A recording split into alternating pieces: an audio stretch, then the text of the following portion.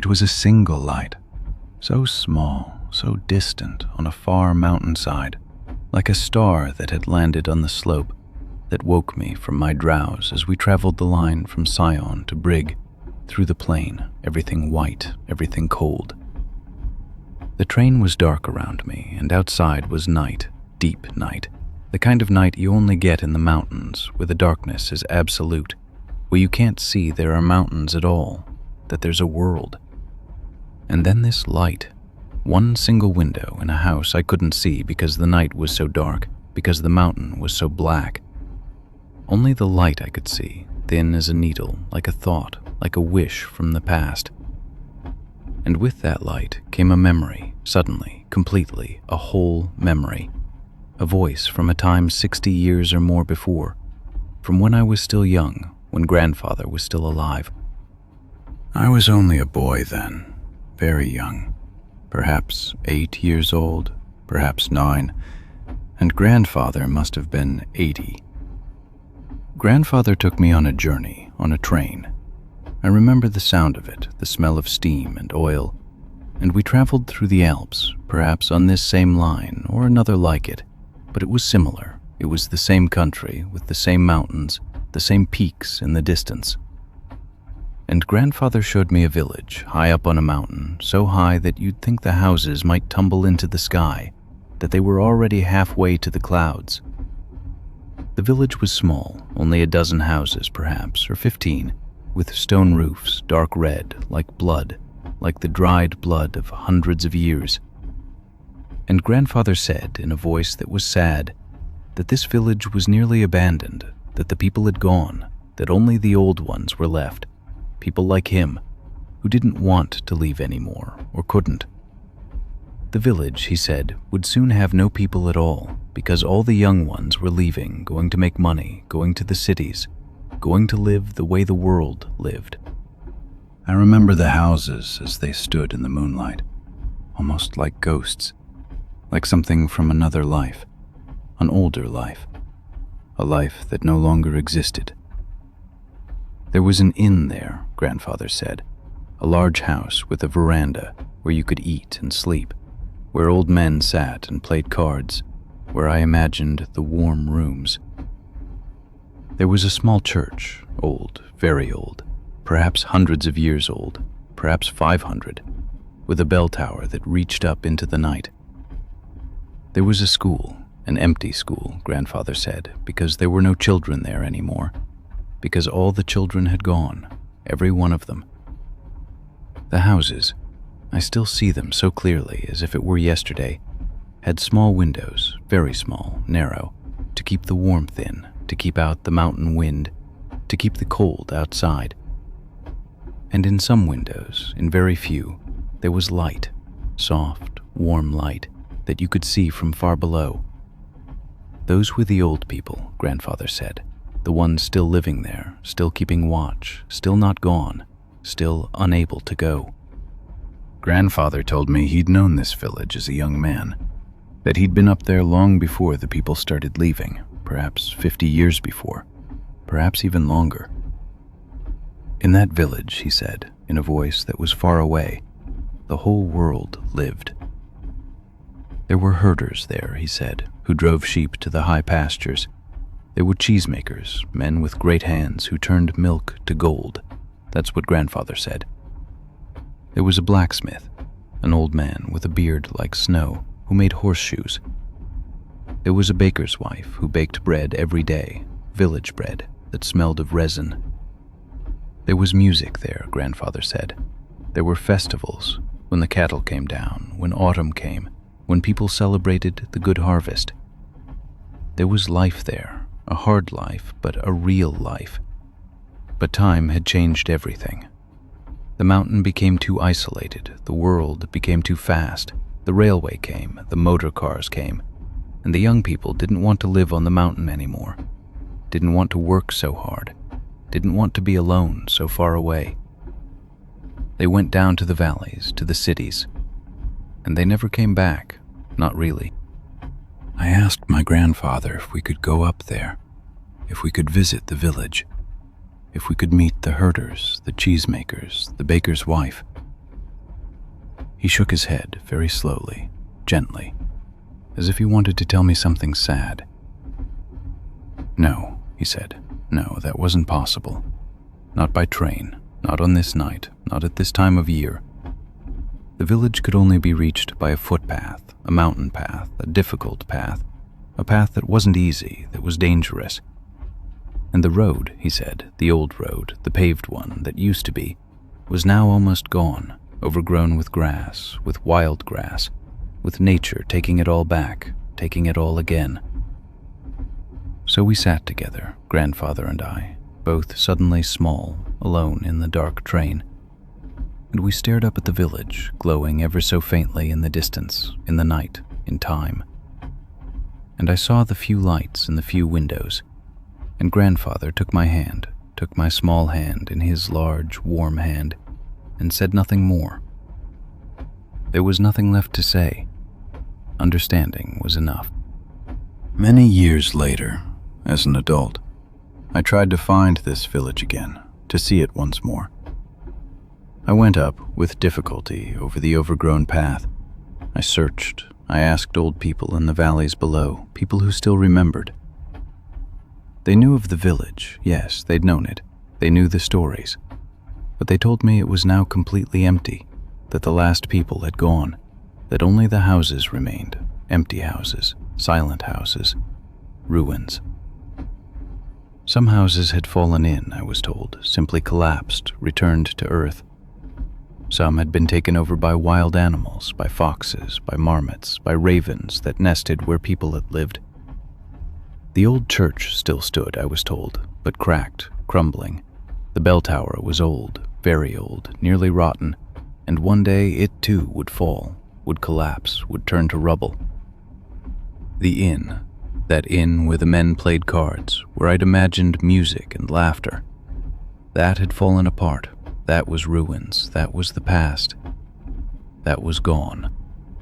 But on this night, in this train, in this darkness, in this cold, I see this one light, this one window, small and delicate and far away, and suddenly I'm a boy again, a small boy, 8 years perhaps, and my grandfather is sitting beside me, sitting right there with me. I can feel him, I can sense his arm, and we're staring up at the village, still whole in memory, still full of life in our shared memory, which isn't dead, which isn't gone, which still lives.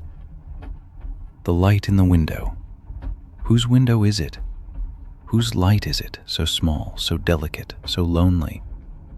Is it one last person living there, still keeping watch? Is it a ghost of the past? Is it memory itself shining in a window, reminding me that this village existed, that there were people, real people, that they lived, that they worked, that they laughed and sang, that they died, that they left behind a memory, a sound, a light in the distance? And as the train moves on, as the light disappears behind me, I feel my eyes growing heavy, the memory gently pulling me towards sleep.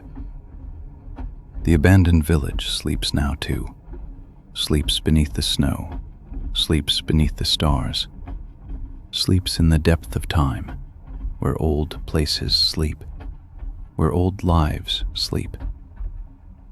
And my grandfather, I still hear him, hear his voice, the voice from then, says, "That was a good life up there. You should have seen it. You should have known the people."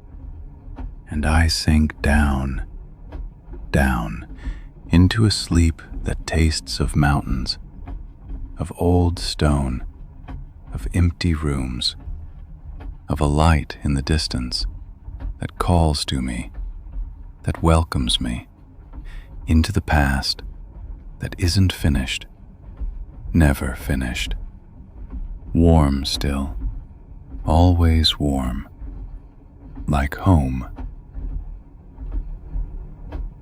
I met the Alm Woman on the line from Garmisch to Mittenwald on a summer evening when the air was still warm and the light had turned golden like honey over the mountains. She boarded the train with 3 large bags and a sack of rough linen from which came the most curious sounds, metallic, bright tones, as if there were bells inside, many bells, all together. She was a small woman, with a face brown as old earth, wrinkled like an apple left too long in the sun. She sat down beside me and straightaway, without preamble, began to take these bells from the sack, one after another, carefully, lovingly. Large ones, small ones, medium ones, each with a leather strap, dark brown, worn smooth by years, by decades perhaps. It smelled of cow and alpine herbs, of earth and sun, and I knew at once that she had no time for pleasantries, that she would simply begin to tell me about her life, whether I wanted to listen or not. She said she'd just come down from the mountain, from the Alm, where she'd spent the whole summer with the cattle, 14 weeks, June through September, alone with the animals. In spring, she'd take the cattle up, herd after herd. Then she'd tend them through the summer, alone or with a helper. In autumn, she'd bring them down when the snow came. That had been her life for over 40 years, 40 summers, 40 autumns, and she said it like a simple truth, with no regret at all. The bells, she said, that was what mattered most. Each cow had a bell, and each bell made a different sound. That's how you could tell where each one was, whether one was in danger, whether one was sick. You just had to listen. She took one of the bells and showed it to me, held it in her wrinkled hand like a jewel. It was large, made of copper that had turned brown with weather and time, with a deep, dark tone when you shook it. That was Brunhilde, she said, an old cow, very reliable, very gentle, the best cow she'd ever had. She'd heard this bell 1,000 times, she said, in 40 summers on the Alm, every single day, from early morning when the cattle went out to the pastures until evening when they came back to the farmstead. She could recognize this bell, she said, with great certainty, even if 100 other bells were ringing all at once, even in an orchestra of bells, even if every mountain rang with them. She'd know that voice in her sleep. She'd know it if she were underwater. The next bell was smaller, silvery, bright, with a high, cheerful tone that sounded like laughter. That's Liesel, she said, a young cow, only 6 years old, nimble, quick, sometimes wild. This bell was only 3 years old, she said, because the cow had grown and the old bell no longer fit around her neck, had become too small, caused pain. You had to change the bells constantly, she said, as the cattle grew, as they aged, as their bodies changed. She told me what the mornings in the Alm were like, the routine that repeated itself every day, 16 weeks long. She would wake before the sun came, before the mountain caught the light. She would gather her bells together, all of them, carefully, so that no clapper would strike another. Then she would go out to the cattle, to the herd that had grazed and slept through the night, and she would put the bells on, one after the other, each cow getting her bell. Every cow knew her own bell, she said, knew the feel of the leather around her neck, knew the sound she would make. Some cattle were quick, turned their heads away as if it were a game. Some took their time, stood still, patient. Some almost played with the bell when you put it on, shook their heads, listened to the sound as if asking, "Is that really me?" And then, when all the bells were in place, all 19 bells, all where they should be, she'd go out with the herd to the pastures, up to the Alm, and the sound of the bells would accompany them all day. It was like music, she said, not intentional music, not something planned by anyone, but music that followed the movement, that followed the life of the cattle, that followed the mountain. Sometimes the bells were soft, gentle, when the cattle were grazing, standing still, lying down. Sometimes they rang wild and merry when the cattle would jump about, when it grew too warm, when a swarm of flies bothered them, when they moved too quickly. Sometimes the bells sounded like one great rhythm, like a heartbeat, when all the cattle came together, when they moved like a single body. What moved me most, what opened my heart, was the way she spoke of the cattle. With what love, what tenderness. She knew every one, she said, knew every one personally, the way you know a person, a friend. She knew what problems each had, which had gone through a difficult birth, which had recently calved, which was growing old, which couldn't manage anymore. She spoke of them almost like children, with a love you can't fake, that's only real, only true. Every cow had a story, a name, a personality, a character. Brunhilde was reliable and calm. Liesel was wild and quick. Monica was old and wise. And every bell was like a voice that cow spoke, the voice it spoke constantly, all day, all summer long, the voice of its soul. If a cow was missing, she said with a serious look, if you couldn't hear her bell anymore, you went searching at once because you knew something wasn't right, something was wrong, that the cow might be in danger. She showed me more bells, one after another, like a priest showing relics. Each had a story with weight. Here was Monica's bell, a brown cow who'd grown too old last year and couldn't go to the Alm anymore, too weak for the climb. This bell now hung in her house, the Alm Woman said, on the wall in the main room, and sometimes she still heard its tone when it was windy, when the wind blew just the right way, when the wind touched the old bell gently. She heard Monica then, she said, heard Monica in the house, as if the cow were still there. Here was the bell of another cow, a cow she'd lost in fog, lost in deep snow, too early in autumn when the mountain was still summer at the top and suddenly turned to winter. She'd found this bell, she said slowly, after a week of searching, day and night, together with other herders, with dogs. It lay down in a ravine, in a gorge, and the cow lay there broken, but the bell was still intact, but cracked, with a soft, sad tone when you touched it. While she told me this story, while I listened, her eyes would close sometimes, as if she wasn't speaking the words, but hearing the bells, the sounds in her memory.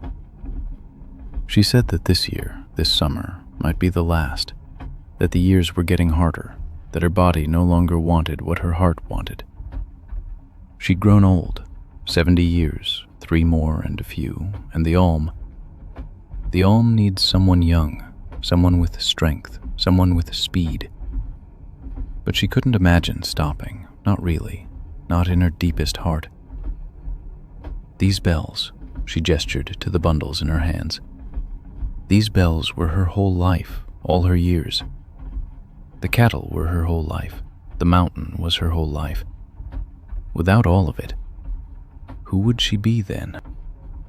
The train carried us slowly down from the mountain, away from the heights, into the flat green country before Mittenwald, where life was easier, where you weren't alone. And the Alm Woman packed her bells away again, carefully, lovingly, one after another, Brunhilde first, then Liesel, then all the rest. She sang quietly as she did it, very quietly, an old melody, a tune that might have been a song sung on the Alps since there were Alps, since people drove cattle up to the pastures. Her voice was hoarse, rough from the summer alone, from speaking to animals, but warm, warm as warm earth. And the tone of the bells mingled with her voice as she put them away, each bell a tone, loud, then quieter.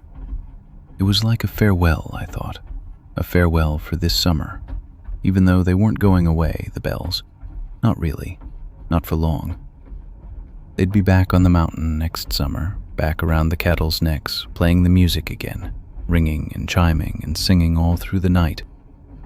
And when she got off in Mittenwald, carrying her bags, her bells in the sack, I didn't see her anymore.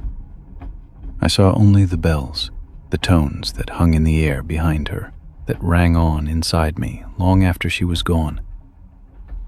And I hear them still when I dream, when the night comes, tone after tone.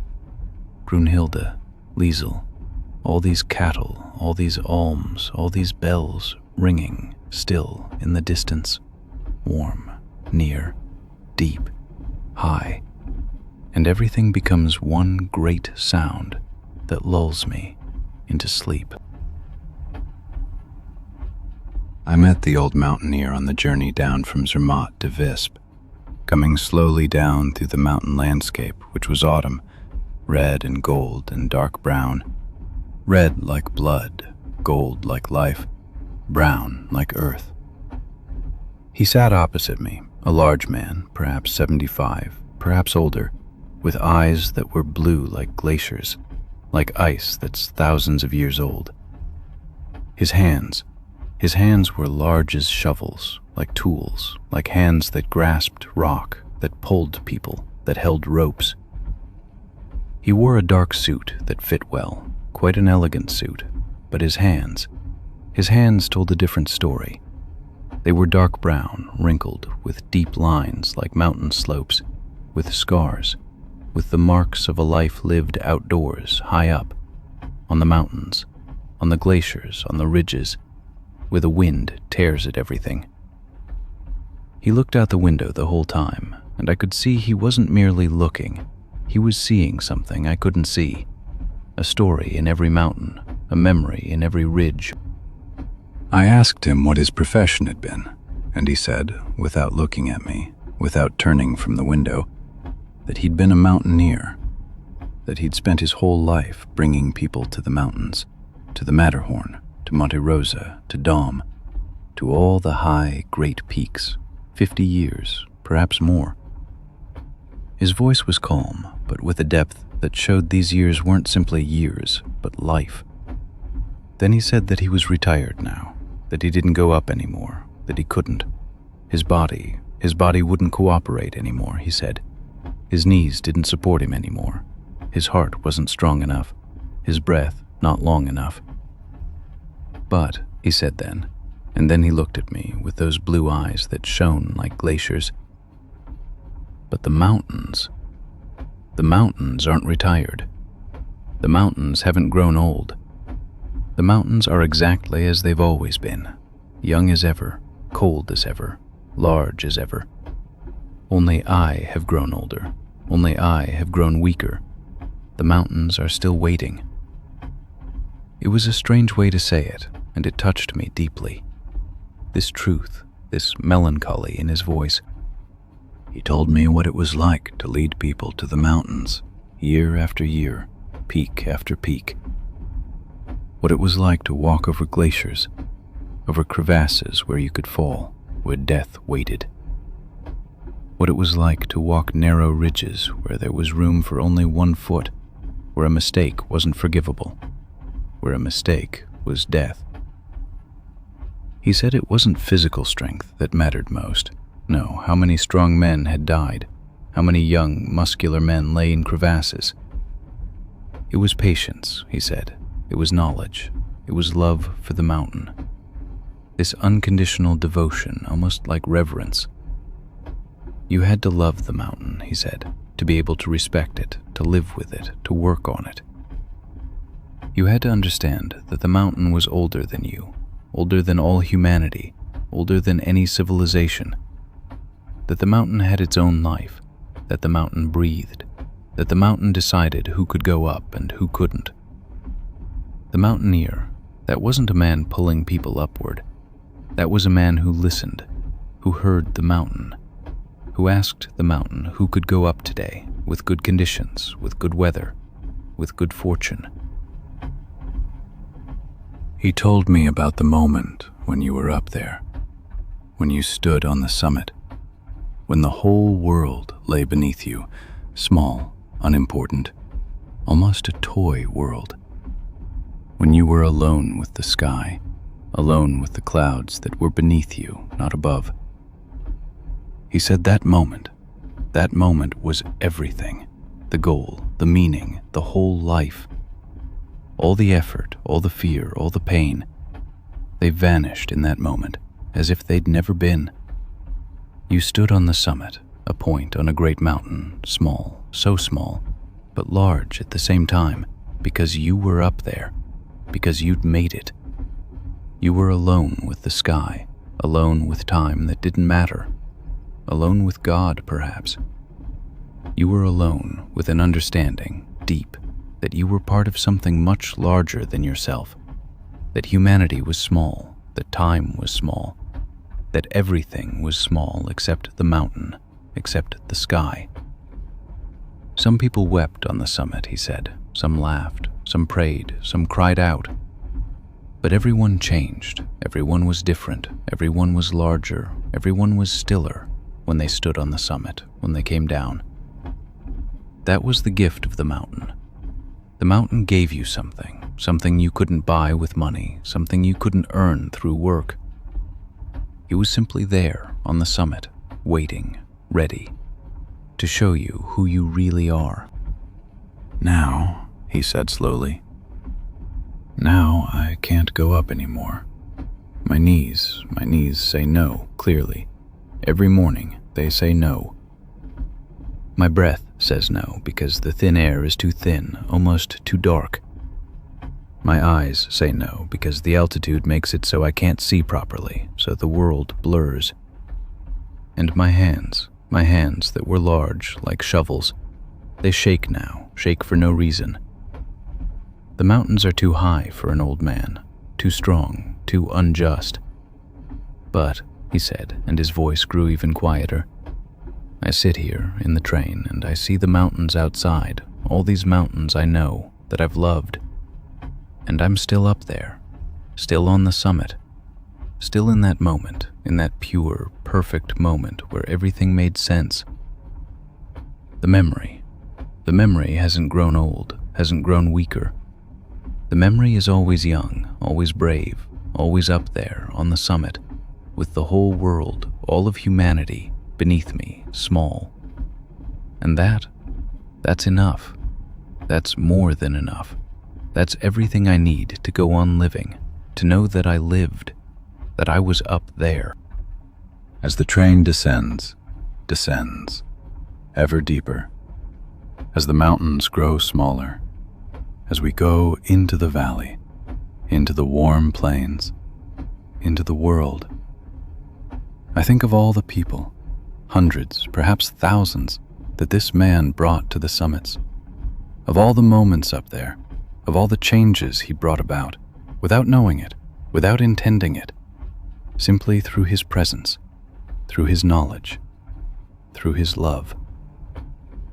He was simply there, a quiet presence, a leader, a guide, a man who heard the mountain and understood it, who spoke with the mountains, without words.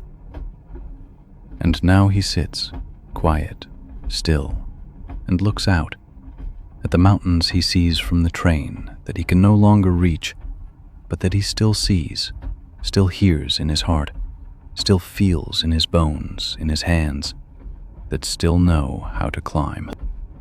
My eyes grow heavy, heavier, as I watch this old man, as I see the mountains outside passing by, as I understand that not everything that ends really ends. Some things remain, live on in you, stay up there on the summit forever, waiting for you. And you're there too, always too, even when your body is down in the valley, even when your body grows old, even when your body can't anymore. The part of you that was up there, stays on the summit, stays with the stars, up high, at the sky, alone, quiet, warm, like after a long day, like home. Like home. I met the Oyster Fisher on the line from Zult to Westerland via Nibel on an autumn evening when the air was salty, saltier than usual, thick with sea salt mist, and the sky had already begun to change color, turning orange, turning red, red like blood. He was a man of medium height, sunburned like a ship that had sat in the sun for decades, for a lifetime in the salty sun, with eyes that were green like the North Sea in summer, like grass dancing in the wind, like the color of hope. He sat beside me and began to speak at once, without the usual shyness, without the usual caution. It was no hesitation, no politeness. Oyster fishers are like that, he said himself. We live with the sea, and the sea doesn't wait for courtesies. The sea knows no patience. The sea does its work, and we follow, or we die. His hands were scarred, deeply scarred, hardened by decades, practiced, grown tough from dealing with sharp-edged shells, with rough stones, with salt water that rusts, that spoils, that attacks whatever it touches, every day, every hour, every breath. He told me about his life on the tidal flats, on those flat, wide expanses of sand that were underwater most of the time, submerged for most of the day, but that became dry twice a day at low tide, when the sea withdrew almost majestically, as if God were opening a window, when the sand flats became free, when new landscapes emerged, new continents, continents that existed only briefly, continents that would be gone again tomorrow, submerged again. That was his workplace, he said with pride, with great pride. The greatest, most natural factory in the world. Free, constantly renewed, almost endless, sublime.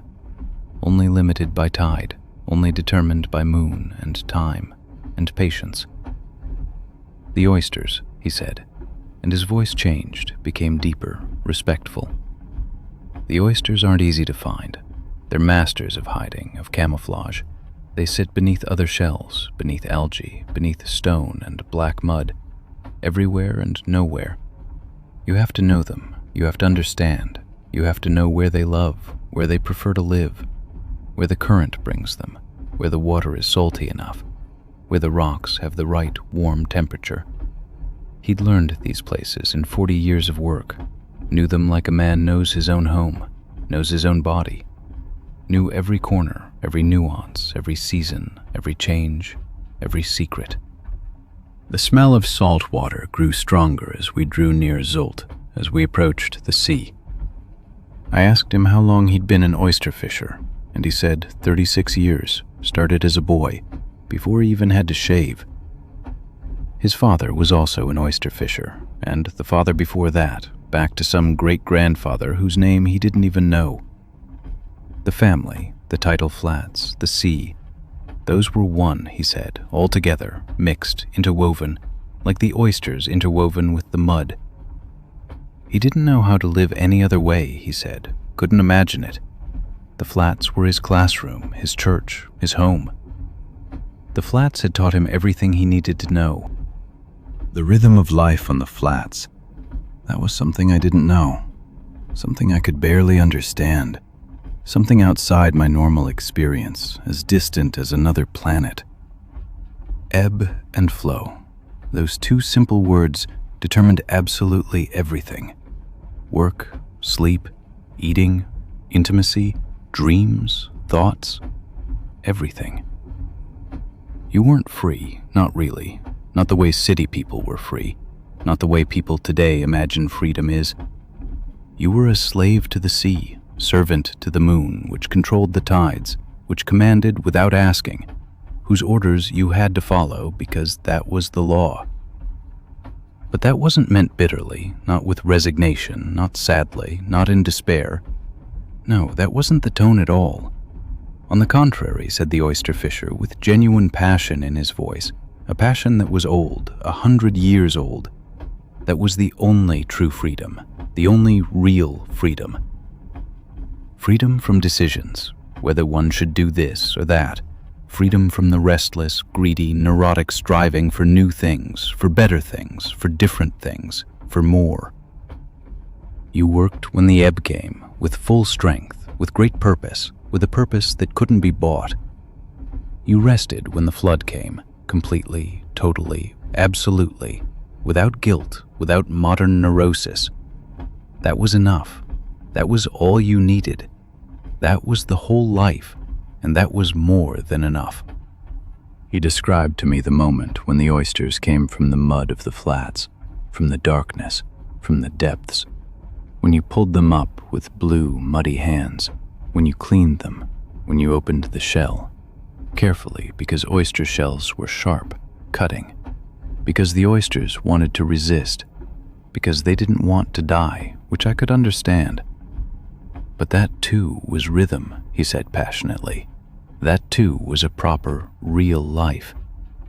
You worked, you saw the result, The oysters, perfect ones, glowing golden, that you carried to market, to restaurants, to people. He also told me about the bad days. The days when the oysters were sick, when the red tide came, when algae poisoned the oysters, when the workers couldn't work, when the sea said no. That happened sometimes, he said. Not often, but sometimes. And then you waited. Then you accepted. That was also part of the rhythm. That was also life. The oyster fisher wasn't just a man who caught oysters. He was a man who learned to listen, who learned to live with no, who learned that humans couldn't control everything. And people ate the oysters, and people became happy, felt joy, luxury, taste, deep satisfaction. And that was reason enough to live. That was reason enough to go out every day to the flats, into the mud, into the slime, with knives and strength and patience. As we traveled through the flat North German landscape, as the dikes disappeared, as the world flattened ever flatter, ever closer to the sea, to the great sea, I noticed the oyster fisher's eyes closing, slowly, gently, as if the sea were lulling him to sleep, as if the moon were calling him, as if the tide were coming, as if he had to go back out to the flats, to his place. His last words before he fell completely asleep were, "The oysters, they know they must die to be good, and they accept it. They surrender. They are wise, wiser than humans." That was perhaps a philosophy that could only be understood at the coast, that could only be understood by people who lived with the flats. Or perhaps it was simply reality, pure, unvarnished reality, that lived beneath all surfaces, that the oyster fisher saw every day, every tidal cycle, every moon. The truth of nature, unromantic, genuine, harsh, but also beautiful. And as I watch this man fall asleep, this oyster fisher, this man from the flats, this man who's given his whole life to the sea, I notice my own body growing tired, that the journey has exhausted me, that the stories make me weary. The train rattles on, the wheels speak their old language, clack, clack, clack, clack, and the landscape outside turns gray, turns silver, turns dusk, turns night. And I sink down, slowly, into this rhythm, into ebb and flow, into the tides of night, into the deep ebb, where all is free, where all is revealed.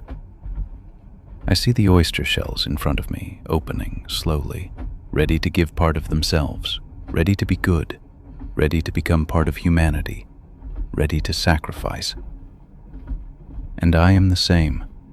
I open myself, I sink down into the black mud of dreams, into the darkness, into the salty water of sleep, into the flood that carries me, warm, salty, eternal, like home, like home.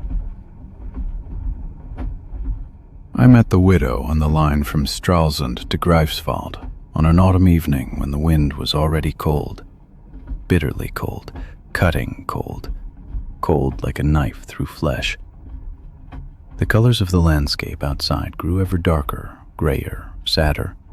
Red became dark red, green became blackish green. She was an old woman, perhaps 70, perhaps already 75, with gray hair that she wore in a tight, orderly knot, very disciplined, not a strand out of place. She wore a dark coat, almost black, and around her neck hung a scarf of fine material, with patterns that looked like nets, like old fishing nets, perhaps, like the nets they cast in the Baltic. She stared out the window the entire journey, and I noticed her lips sometimes moved, sometimes opened, as if she were speaking with someone who wasn't there, who might be sitting beside her, who might be holding her, who might be holding her hand.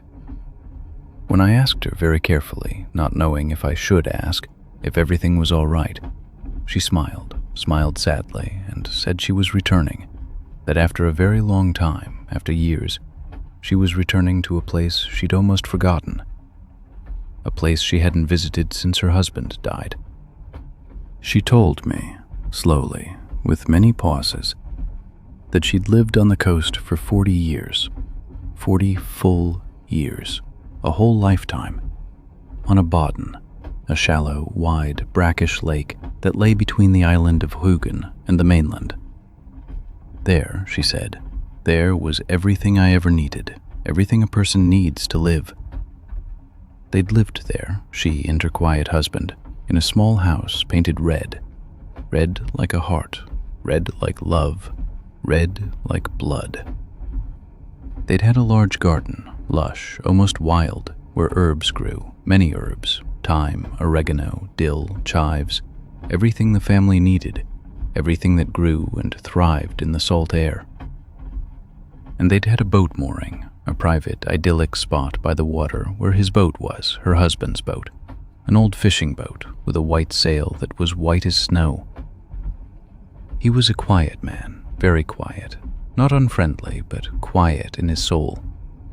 A man who was almost a fisherman, a man who loved nature more than people, who understood water the way other people understand speech, who spoke with the birds, who knew the tides.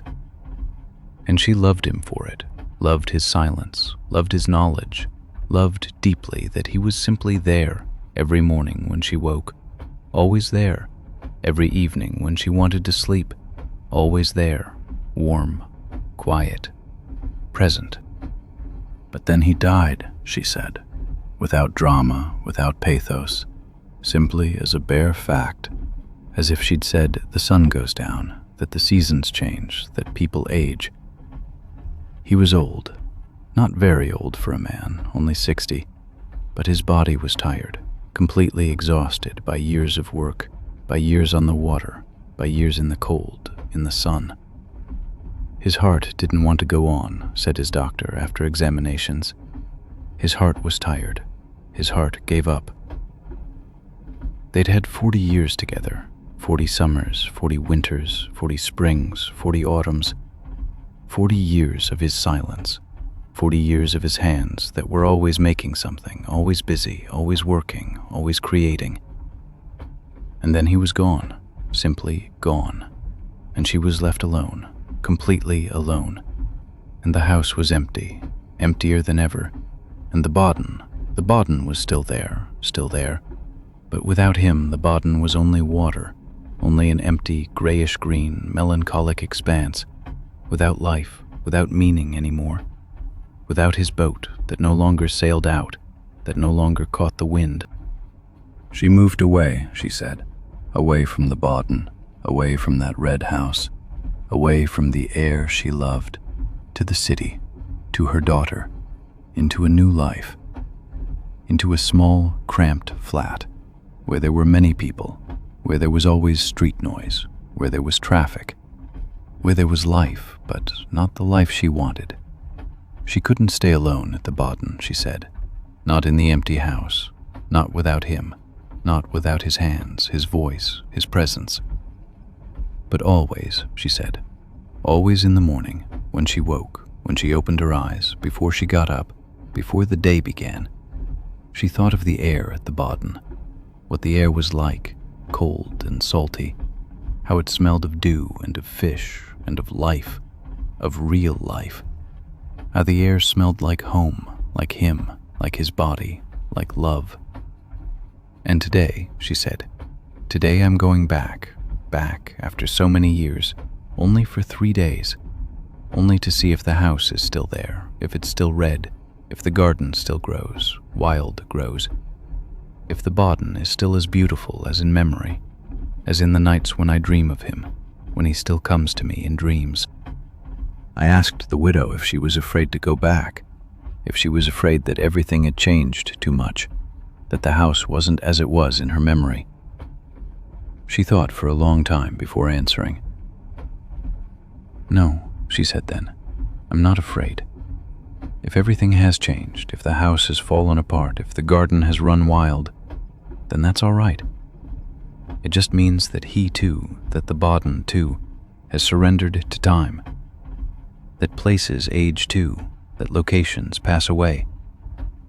But, she said. But the memory of him, the memory of us, that won't change. That will always be beautiful, always be new, always be true. She said all this very calmly, very composedly, very disciplined, and I could feel it was painful, that she hid this great pain well beneath words, beneath facts, beneath ordinariness. I asked her gently if she thought she would stay in the old house by the Bodden when she got there. She shook her head slowly, very slowly. "No," she said with a clear voice. "No, I'm too old to be alone. I've grown too accustomed to the family, to my daughter, to her children who are around me. I'll go back to my daughter after 3 days, to the city, back to the warmth of family, to the bustle, to the noise, to life." "But," she said then, and then she looked at me directly with eyes that were old but clear. "But I'll leave part of myself there by the Bodden, in that old red house, in the garden, in the boat that still waits, in the air salty and cold." And as the train slowly, very slowly, brought Greifswald closer, ever closer, as the widow grew quieter, very quiet, almost invisible, as her eyes slowly, gently closed, very softly, like a door closing, I understood something deep, something profound that opened my heart, that changed my understanding forever. Home isn't a place, not geography, not map, not found on earth. Home is a person you love, a person with whom you share years, with whom you are silent, with whom you sleep, with whom you grow old. Home is a story with a person that you never forget, never, that you remember new every day, that you'll carry until the end.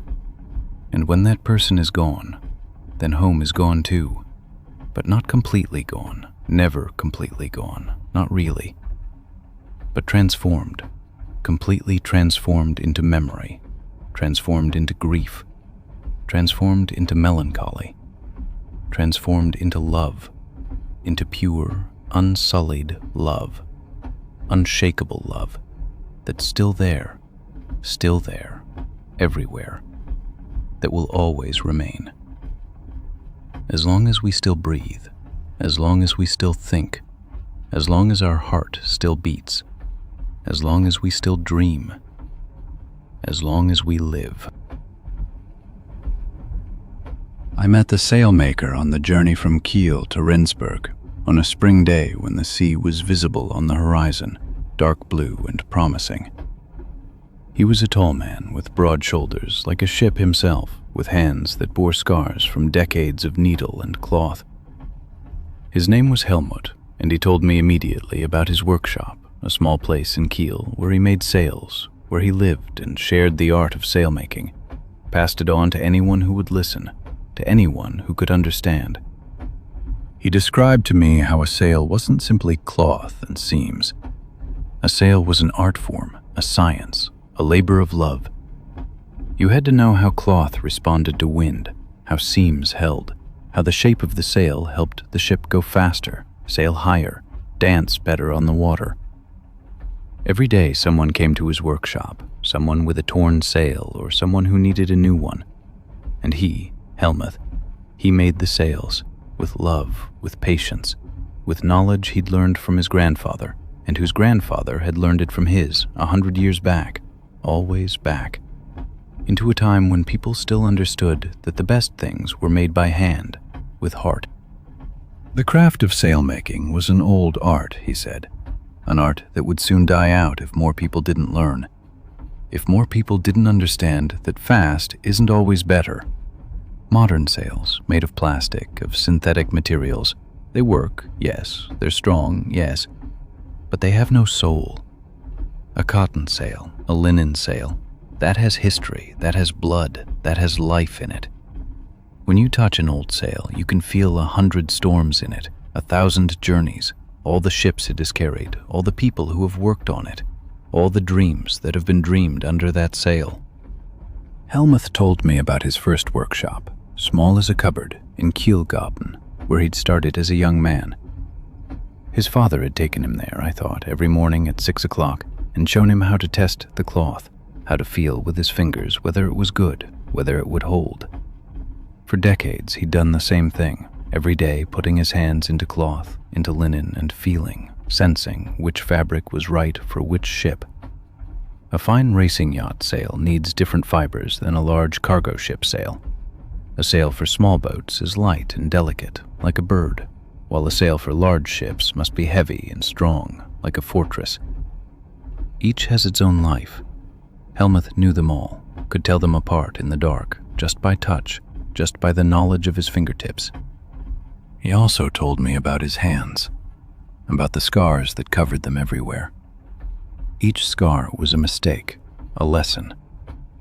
This one here, he showed me a long, thin line on his right index finger. That was a sail for a fisherman who wanted to sail the North Sea, and the needle broke, and the point went into his hand, deep. But the sail was finished, and the fisherman, he is still sailing with it today, still today, Helmuth would say later. And the sail still holds. That's what matters most. The sail must hold, no matter how much your hands bleed. As the train traveled through the flat North German landscape, through villages where boats were anchored, I thought about the invisible work, the craftsmanship you don't see when you sail. You only see the white sail. You only feel the wind. You only dream the dream. But behind every dream are decades of work, of patience, of love. Helmuth didn't just make sails, he made dreams possible. That someone could go out into the world, that someone could be free. That was his whole life. He showed me patterns of sails, old patterns, new patterns. Every pattern told a story. This small mistake here, he said, pointing to an old pattern. That was the mistake my father made when he was young. And that mistake didn't find its way into my pattern because I learned from it. And this new pattern? That's for a man, a sailor, who's blind, who sails with other senses, for whom the wind means more than eyes. And that sail has to be made differently, has to respond differently, has to be gentler, more sensitive. Every sail is different. Every sail is a person, a personality, almost a soul, its own being, waiting only to go into the water, to catch the wind, to carry someone, to bring someone home, overseas, over years, over whole lifetimes. Helmuth sighed softly, and his gaze wandered to the train window, out at the landscape drifting past. He told me that he'd known his whole life that sailmaking would die out. His son wanted to be an engineer, wanted to design machines, not sew sails. His daughter had moved to Hamburg and worked in an office. No one wanted the old craft anymore. But still, he said, as long as he lived, as long as he still drew breath, he would make sails. For everyone who comes, for everyone who needs a sail. It's my duty, he said, my responsibility to my grandfather, to everyone who came before me. I asked him how much longer he could work, how much longer his hands would hold out. Helmuth laughed, a deep, warm laugh, and said that his hands would work as long as his heart still beat. The pain is there, yes, the arthritis, yes, but the hands still know what they have to do. They know it from memory, from decades, from thousands of sails. The hands are no longer young, but they are wise, and that's better, I thought. Much better than being young and inexperienced. They've learned, without thinking, to make the right movements automatically, to set the right seams, to make the right decisions. That's a kind of wisdom that no school can teach. I asked Helmuth if he believed sailmaking would survive. He laughed quietly, very quietly, and said that sails won't disappear as long as there are people who want to fly, who want to dream, who want to get out of their lives. And as long as there are people who dream, there will be people who want to make sails. who want to understand how to do it. He would grow old, he said, and it saddened him that no young person came to the workshop to learn, to understand, to carry on the tradition. As he spoke, as I listened, I understood that the sailmaker didn't just make sails. He made dreams possible. Every sail that came from his workshop carried someone across the sea, away from suffering, away from pain, into freedom, adventure, new worlds.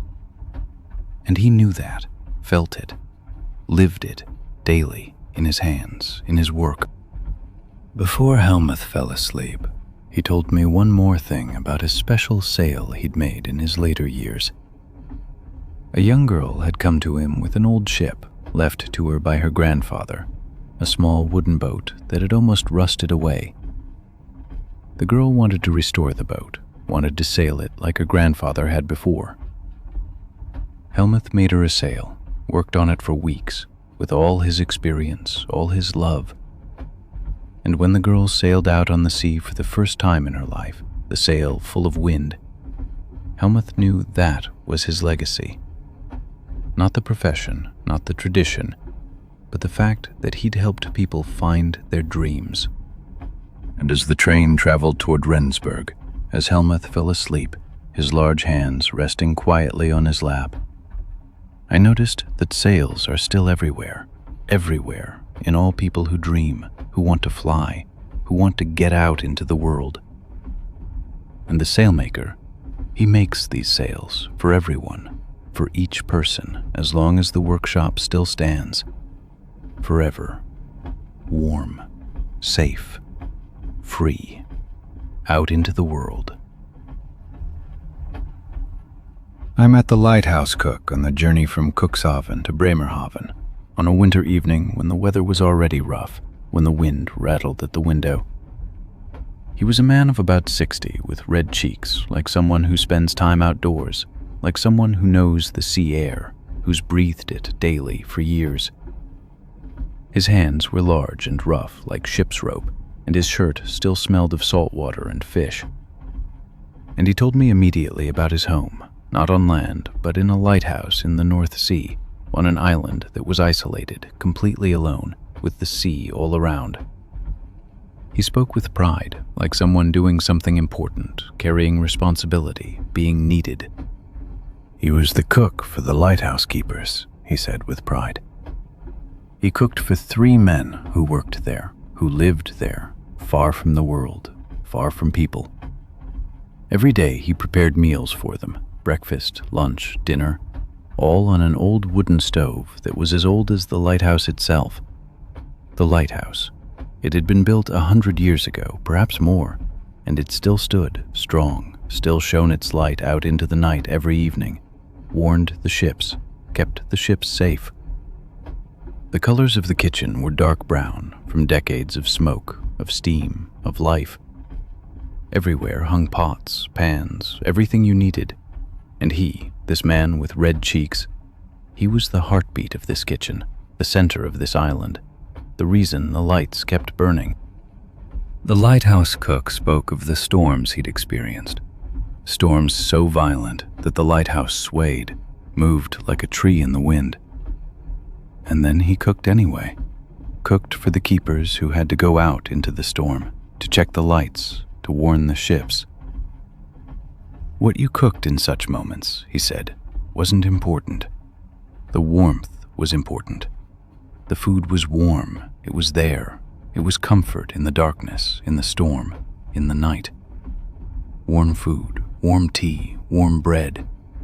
That was all the keepers needed, to keep functioning, to do their work, to keep the lights burning.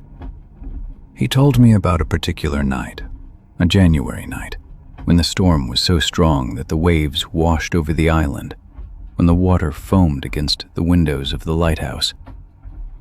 The 3 keepers, they had to go up all night into the lantern to check the light, to make sure it was still burning, still working. And the cook, he stayed in the kitchen, in the warm, safe kitchen, and made stew, a heavy, thick stew with potatoes, meat, vegetables, everything he had in stock.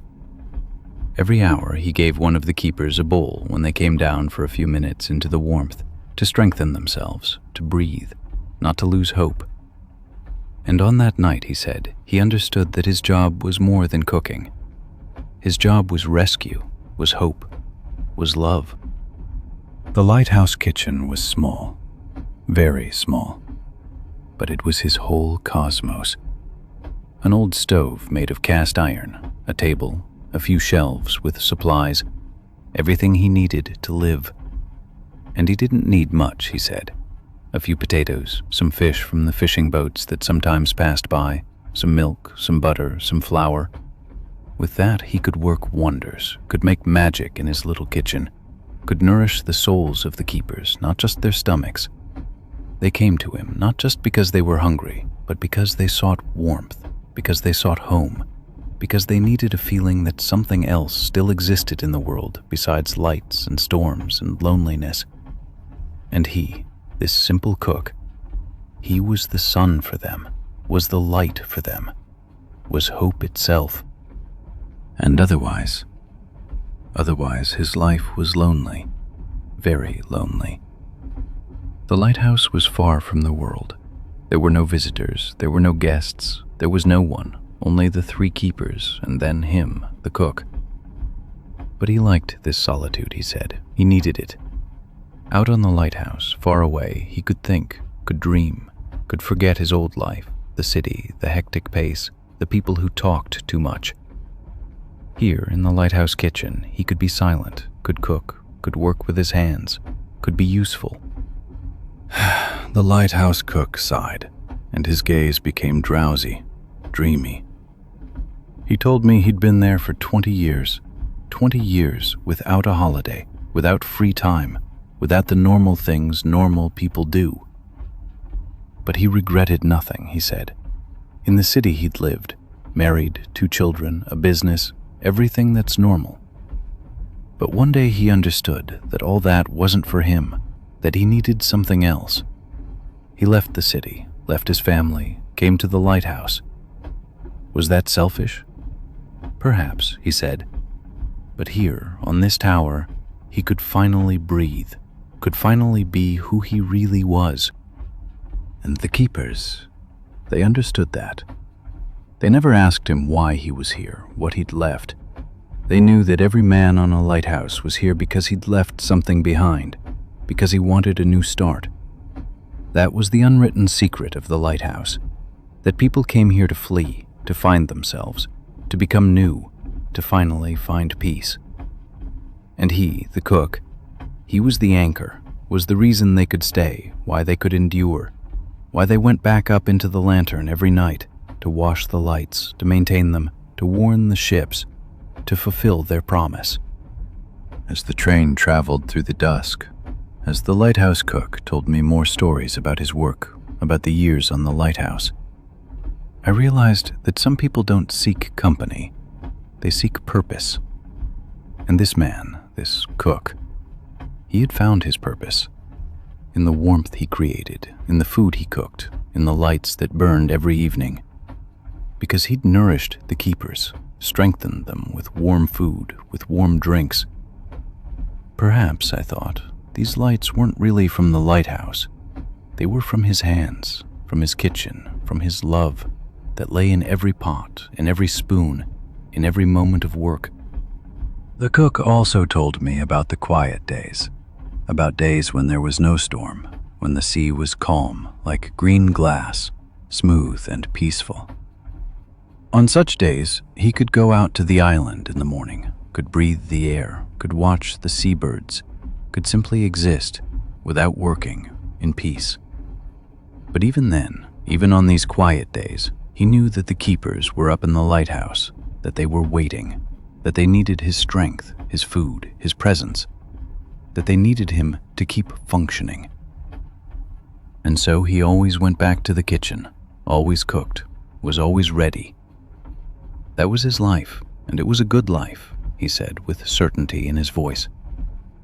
And as the train slowly brought Bremerhaven closer, as the lighthouse cook closed his eyes, reminding me of his lighthouse, of the lights that still burned, still shone, still warned the ships, I realized that I too had understood a little more, Understood that sometimes the most important things aren't big, aren't loud, but small, warm, quiet.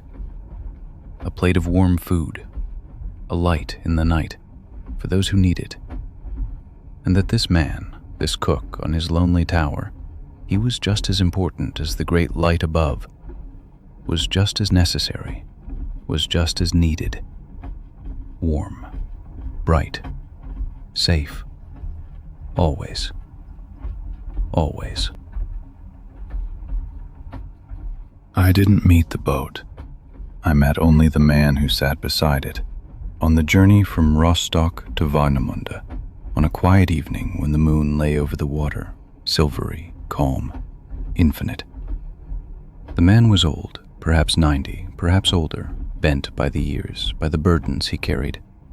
His hands trembled slightly, and he still wore a ring on his finger, a simple gold ring, worn smooth by years, by all the life he'd lived. His eyes were blue, watery, but awake, very awake.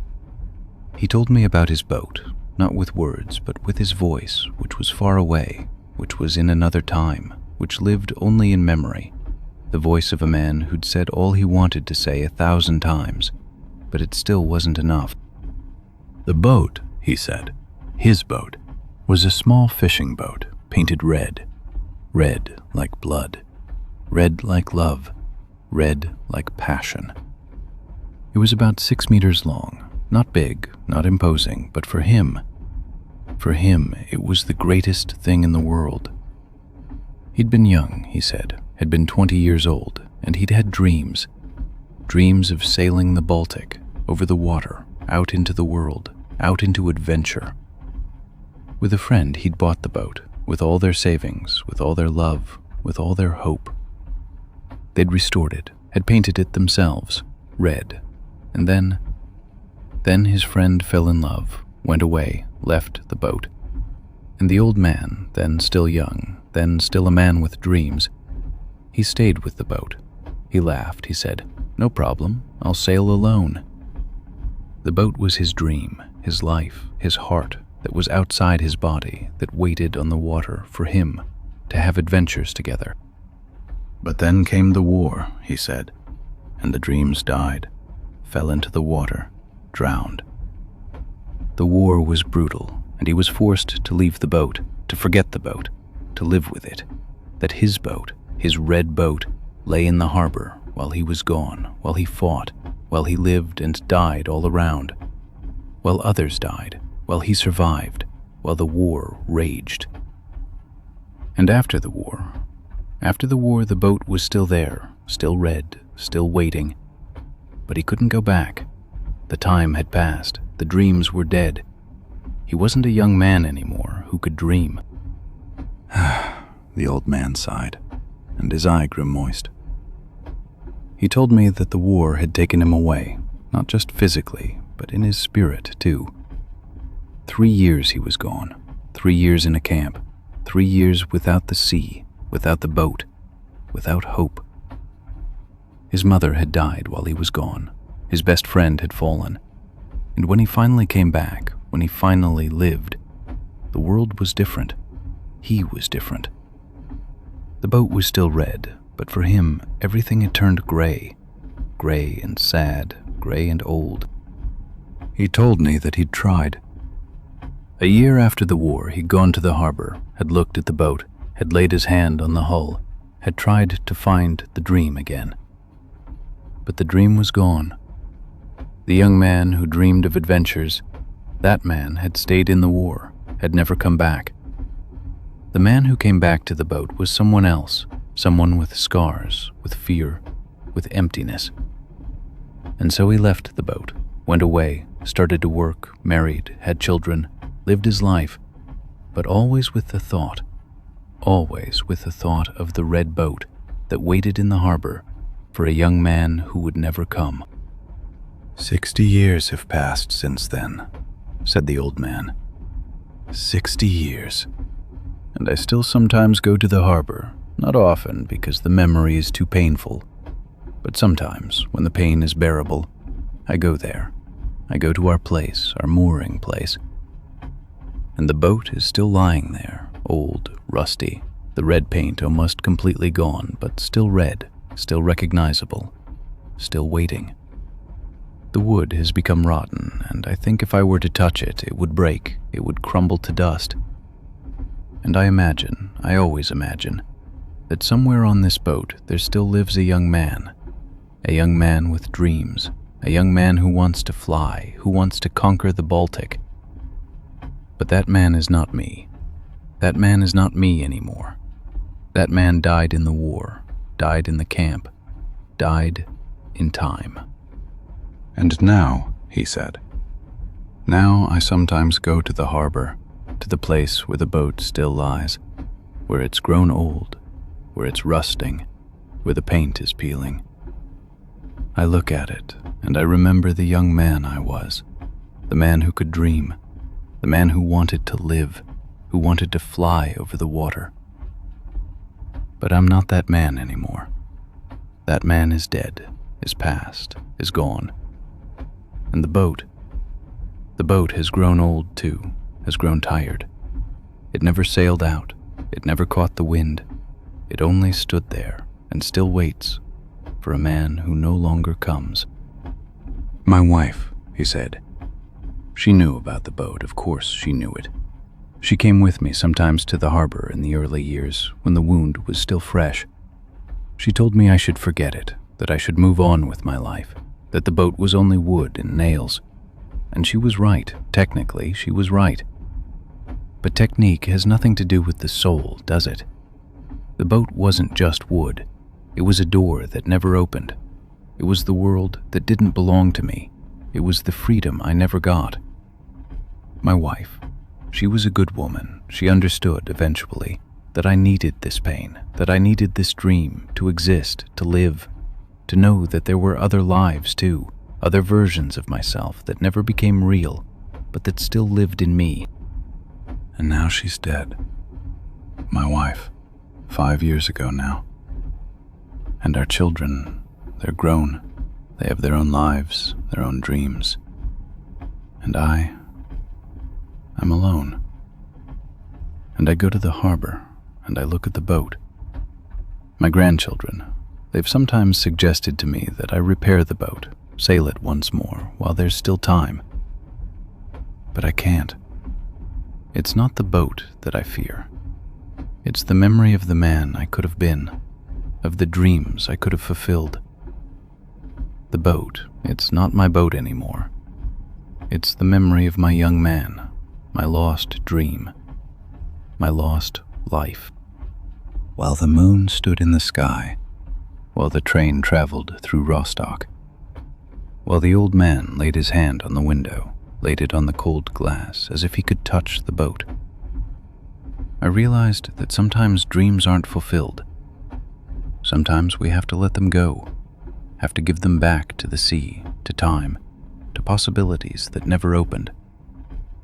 Sometimes the boat has to stay in the harbor and wait for a man who never comes. Sometimes life isn't the life we dream, but the life that happens to us, that hits us, that we have to endure. And that is also okay. That is also livable. That is also beautiful in its own way, in its own manner, with its grief, with its love, with its memory of dreams that never came true but that are still alive in our heart, in our soul, in the quiet night when the moon shines over the harbor. I met the bellcaster on an evening train through Tyrol, on the line from Innsbruck to Bregenz. The train passed through the Inn Valley, and on both sides the mountains rose up, dark and powerful, their peaks still touched by the last sun, while the valleys lay already in shadow. It smelled of fern, of that warm wind blowing down from the mountains and changing everything, the light, the air, people's moods. Everything grows clearer when the fern blows. Everything grows nearer. She was a small woman in her early 70s, with strong arms and hands marked by heat and work. Her nails were short, her palms rough and firm, and around her wrists she wore thin burn scars that looked like silver lines. Her hair was grey and cut short, practical without vanity, and her eyes had the colour of molten copper, warm and glowing and deep, as though a fire burned inside her that never quite goes out. I noticed her hands were never completely still. Not nervous, no, but they moved quietly, as though shaping something that wasn't there. And when I asked about it, she laughed, a deep, warm laugh, and said, 50 years. 50 years I've cast bells. My hands don't know how to be still anymore. They're always searching for the shape, for the sound hidden in the shape. Her family, she told me, had cast bells for 3 generations. In a small foundry at the edge of Innsbruck, in a building with thick walls and sooty ceilings, cool in summer and warm in winter because the fire never completely went out. Her grandfather founded it, her father carried it on, and she was the first to cast bells as a woman. That wasn't easy, she said. The men thought a woman couldn't do it. The fire, the metal, the heat. But the fire doesn't bother me, she said, looking at her burn scars with a smile that was pride and tenderness at once. The fire belongs to me, like the sound, like the tone. She told me how a bell comes into being. First the form, she said, from clay and brick dust, layer upon layer applied, dried, sanded, applied again. That takes weeks, sometimes months. You can't rush a good bell. The form must be perfect, because the form determines the sound. Every irregularity, every crack, every tiny unevenness, you hear it later, in every strike, forever. And then comes the casting, she said, and her eyes began to glow, the way copper glows when it melts. That's the moment everything's been working towards. The metal is liquid, glowing, 1200 degrees, and it shines so brightly you can't look directly at it. It's like liquid sun, she said, and the smell, copper and tin and heat, and something ancient, something that smells of earth and fire and the beginning of all things. And then you open the channel, and the metal flows into the form, slowly, steadily, like a golden river, and you hear nothing, nothing at all. It's so still in that moment, you hear your own heartbeat, and the hiss of the metal filling the form, and nothing else. The whole world holds its breath. The waiting, she said, that's the hardest part. After the casting, the bell must cool. Days, sometimes weeks. You can't look, you can't be impatient, you can't open the form until it's time. You have to trust. Trust that the fire and the metal and the form have done their work. Trust that the sound is there, locked in the metal, waiting, sleeping, like a child not yet born. And then, she said, and her voice grew quieter, more tender, then comes the day you open the form. And the bell is there, grey and rough and unremarkable.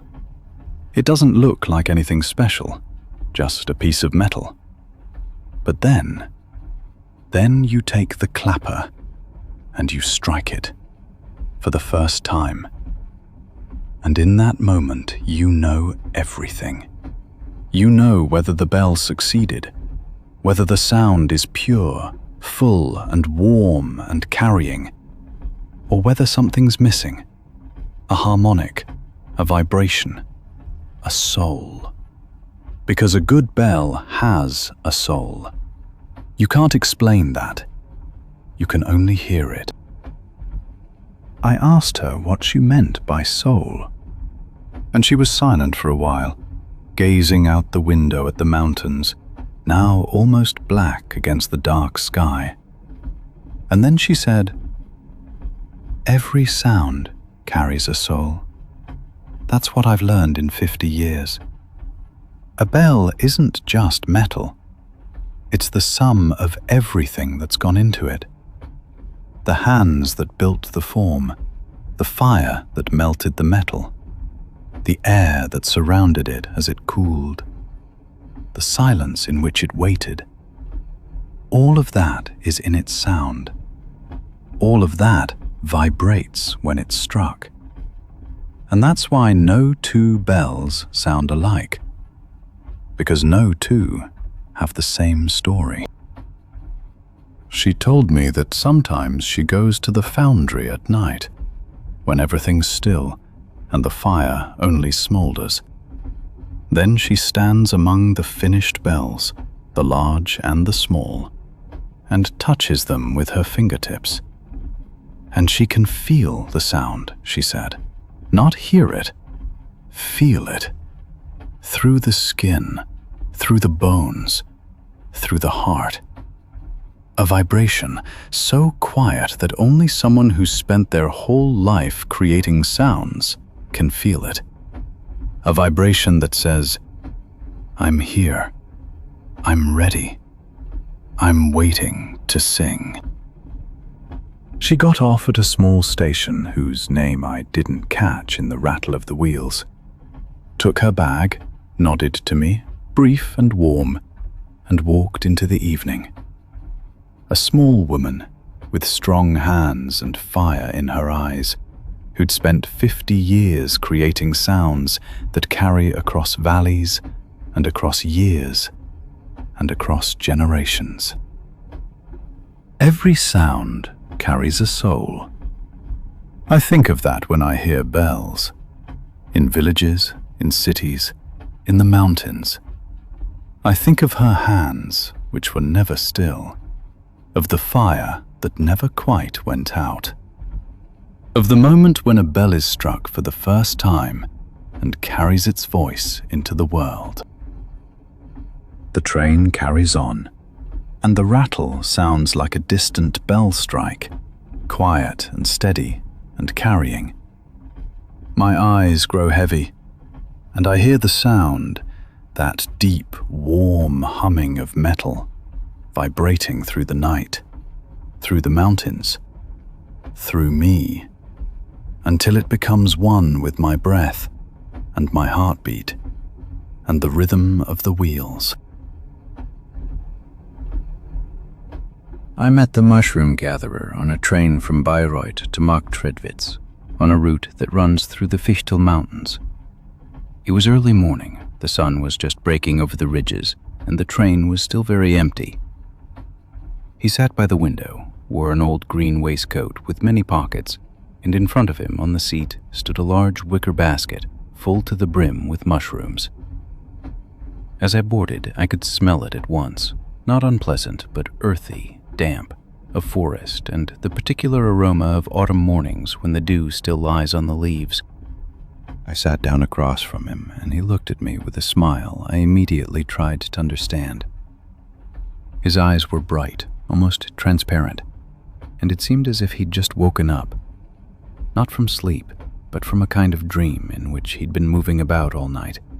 His face was reddened by the chill of the night, and on his forehead sat a drop of dew or rain still.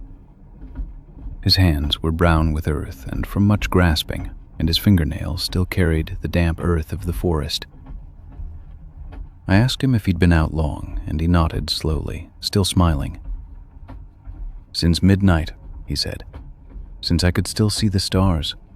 That's the best time to search for mushrooms. The night still holds them in, and in the morning, when the sun comes, they open. But only if you were already there before. It's like a secret that only those know who are willing to get up in the night." That sounded mysterious, and I asked about his work. He explained to me that gathering mushrooms wasn't simply gathering, but an art of patience and attentiveness. You had to know when they began to come, not too early, not too late, and you had to understand the right temperature and moisture. In the Fictal Mountains, he said, in autumn, after a good rain, the most beautiful mushrooms grow. But only if you're willing to walk in darkness when the forest feels like a maze to you. Only then does the forest show you where the treasures are hidden. He reached into one of the many pockets of his green waistcoat and drew out a mushroom, a beautiful fly agaric with its red cap and white spots. His hand didn't tremble, though the night must have been long. He turned the mushroom slowly in the sun, and the spots gleamed like little diamonds. "Poisonous," he said simply. "Very beautiful, but dangerous." But then he laid it aside at once and said, "Not this one, only for looking. The others, the ones I know, the ones I eat, I know them like old friends. No surprises, no mistakes. We accompany each other, the forest and I, for 40 years now. That's the most important thing, you see. You have to know mushrooms like the voice of a familiar person, a voice you'd recognize in a concert among 1,000 others. 40 years. The number stuck in my head like an echo. 40 years, every morning, into the Fictal Mountains when the season allowed, into the darkness, searching for the same mushrooms in the same places, in a circle like the seasons themselves.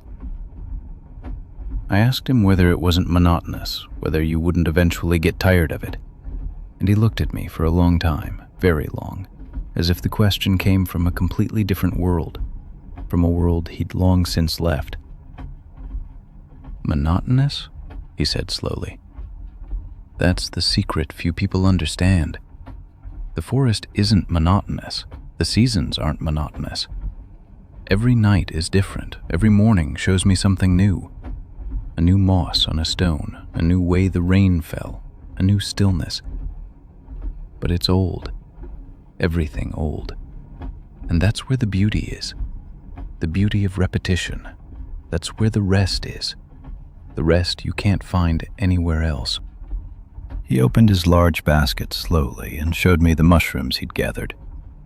Porcini with their thick, pale stems, chanterelles with their fine, orange-golden edges, bay boletes with their dark brown caps, all still with damp earth on their undersides, all still full of the forest, that is, full of life and smell and history. The way he held them, carefully, lovingly, the way he spoke about them with tenderness in his voice, that wasn't like a gatherer who saw them only as goods, as merchandise for the market or for money. It was rather like a man greeting old acquaintances he'd met in the same night and whom he'd missed. "These porcini," he said, and his finger touched gently one of the largest, "only grow in a very particular spot in the forest, under the old spruces whose grandparents already stood there. I go there without seeing, only because I know the paths like my own house, like the lines of my own palm. And they're always there, and they're always so beautiful, and I always feel that they're also waiting for me." His phone, an old device, black plastic like from another time, vibrated in his pocket, but he paid it no attention, not even to look at it. Instead, he leaned back carefully so as not to jostle the basket and gazed out at the passing landscape. The mountains of the Fictal Range passed slowly, still in the shadow of the early hour, dark and mysterious, with mist in the valleys. The train puffed and climbed uphill, its wheels tapping rhythmically on the rails. "I don't gather for the market," he said, without looking at me, still facing the window. "I gather for the guests in my village, a small village inn where I've been bringing my mushrooms for a long time, so long I can no longer remember how long. The innkeeper, a good woman who understands me, fries them with a little butter and parsley and a touch of garlic, and the people who eat there, they taste not just the mushroom. They taste the night I spent in the forest. They taste the patience, the love, the attention I gave each single mushroom as I searched for it." That was a beautiful thought, truly a beautiful thought. and I felt my eyes growing slowly heavier, heavy as lead. The train rocked gently, melodiously, and the scent of the mushrooms mingled with the smell of the train, steel and old wood and warm coffee from the buffet, and something that smelled like rain, like damp earth. And this man, this old gatherer, he worked on me like a sedative, like an old sleep I hadn't had for a long time. It wasn't just the words he spoke, not just his sentences with their calm and clarity, but the whole way of his being, the rest that came from him like heat from a fire that burns without flickering. I asked him whether he had to sleep after such a long night, after so many hours in the forest, and he laughed quietly, almost imperceptibly. "The train does that for me," he said. "The rattle, the swaying, the rattle of the wheels on the rails. That's like moving through the dark forest. I can sleep and at the same time be awake, and the forest carries me home." His eyelids grew heavier. I saw it clearly. The basket with the mushrooms still stood on his lap, and the early sun now touched the mountain peaks and let the meadows glow golden. "The best time to gather," he whispered, and I knew he still heard me, but only with half his ears. "That's not in the morning, not in the evening. That's the time in between, the time in darkness, when you can't see but still find, when you trust, when you simply go." The train traveled on, climbing higher and higher into the mountains, and the gatherer fell asleep, his head tilted against the window, his basket safe in his arms like a child. And I felt my own eyes growing weaker too, felt the rhythm of the train, ta-dum, ta-dum, ta-dum, blend with the rhythm of my breathing. The mushrooms, the night, the forest, 40 years. Everything blurred into a dream in which I too was walking slowly through a damp meadow, searching for treasures that were everywhere, but only if you looked very carefully. It was on a summer day when I was traveling from Fulda to Bebra, and the train wasn't very full. I was sitting by the window, as always, and looking out at the landscape passing by. The Fulda Valley opened before me, with its meadows and forests gleaming in summer green. The sun wasn't very high, it was early morning, and there was still that quality of freshness and stillness that only the early hours have, before the day really begins. I saw a small wood, and at its edge, where the meadow turned into the forest, I saw something moving, something delicate that didn't belong there. It was a young deer, very young, very small, with that particular coloring young deer have, brown like coffee with white spots like drops of milk on brown cloth, nature itself creating perfectly. It stood quite still at the forest's edge, completely motionless, as if it were part of the meadow itself, and I could see it gazing back at me. Its eyes were dark and large, and in them was something that looked very old, though the animal itself must have been very young. Not frightened, not curious, simply looking, the way you regard someone you don't know but don't know whether to fear. The train was fast, the wheels hammered, the windows vibrated, faster and faster. But in that moment when my window drew near the young deer, everything slowed in my head. Time becomes slow, like honey flowing. I saw its nostrils tremble, perhaps from the draft of the train, or perhaps from the breath of life itself, invisible and secret. The young deer's mother was nowhere to be seen. That frightened me a little. A young deer alone at the forest's edge early in the morning, with a train thundering towards it. That sounded like the beginning of a sad story. A story that shouldn't end that way. But the young deer still stood there, motionless, and continued to look at me, and in its eyes was something I can't describe except that it seemed as if the young deer had an old soul. one that would understand who I am and why I regard the world with such hunger. The moment stretched out, expanded like taffy in the sun. Not long, perhaps only a few seconds in the normal world, but it felt as if the train slowed, as if time itself were being reassessed. The rhythm of the wheels grew softer, gentler. The world grew quieter, the air grew warm and sweet.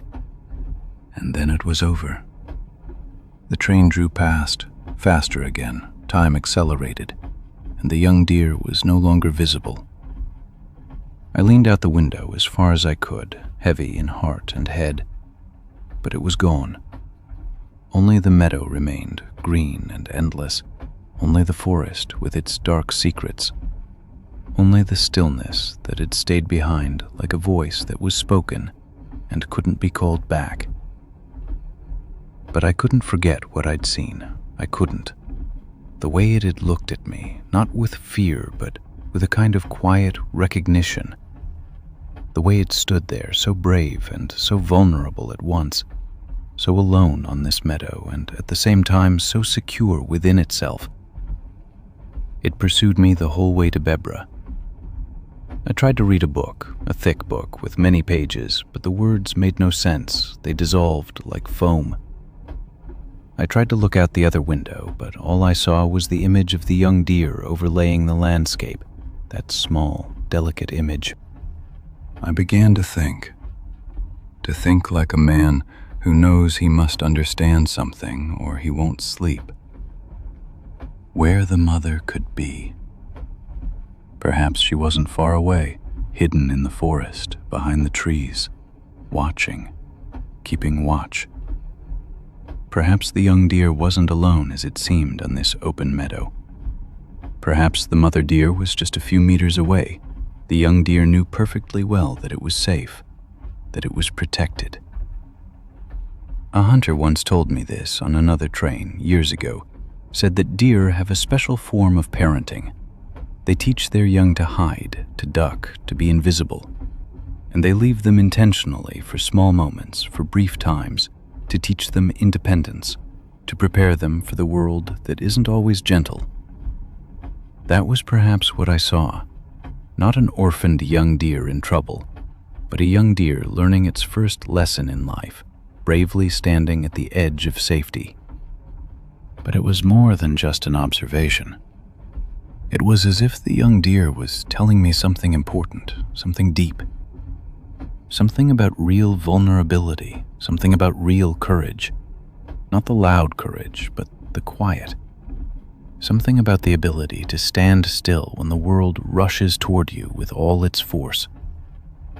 The young deer didn't fear the train, though it had reason to, though it would have been understandable.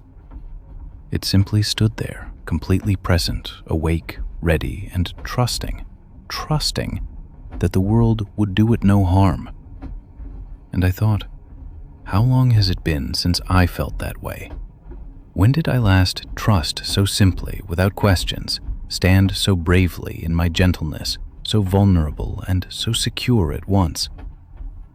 The summer outside was so green, so overwhelmingly alive, so golden in the early light, and the young deer, this small, delicate, vulnerable creature, was the core of all this beauty, the heart of it.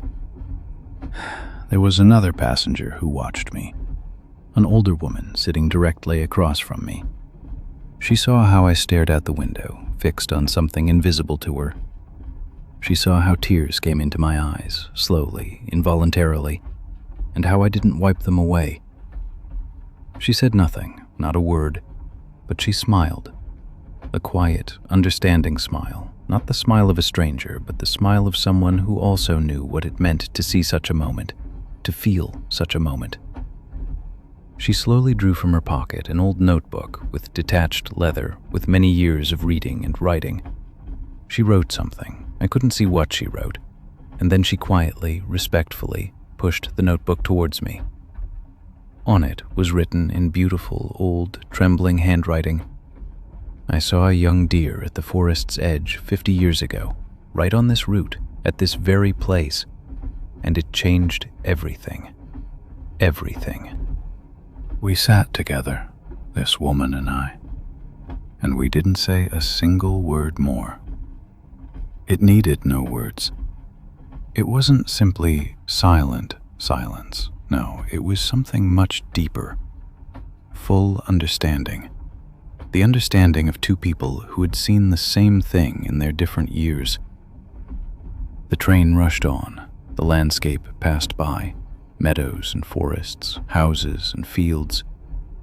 And somewhere behind us, perhaps still at the same place, was a small young deer that leapt through the forest back to its mother, completely safe, completely sheltered in love. And we two, this woman and I, we held this moment in our hearts fast, held it like a treasure that can't be put into words, that's too sacred for words. The woman leaned her head slowly against the window, and I did the same. The rattle of the wheels became a lullaby, a cradle song that only we two heard. My eyes grew heavy, so heavy as lead, and I couldn't hold them open anymore. The green of the meadows blurred into a single color, the curves of the forest blurred into shadows, and all that remained was the image of the young deer slowly, very slowly, transforming in a dream.